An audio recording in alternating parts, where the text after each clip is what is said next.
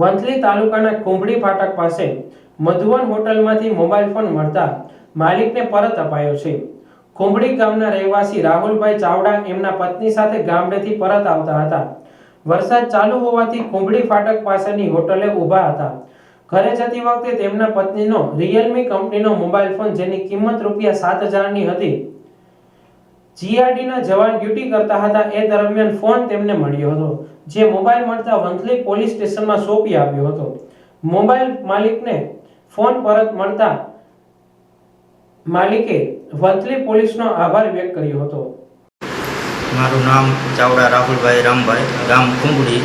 હું અને મારી વાઈફ દગડથી આવતા હતા અને કુંભડી ફાટકે મધુવન હોટલે રોકાણા હતા। વરસાદ ચાલુ હતો, ત્યાં મારી વાઈફનો ફોન પડી ગયેલો હતો, તો ત્યાંથી વંથલી પોલીસ સ્ટેશનના જીઆરડીના 2 જવાનો નીકળ્યા હતા અને તેને તે મોબાઈલ મળેલો હતો તેને વંથલી પોલીસ સ્ટેશને જમા કરાવ્યો હતો અને ત્યારબાદ મેં ફોન કર્યો તે જવાનોએ મને આ મોબાઈલ પરત મેળવેલું છે।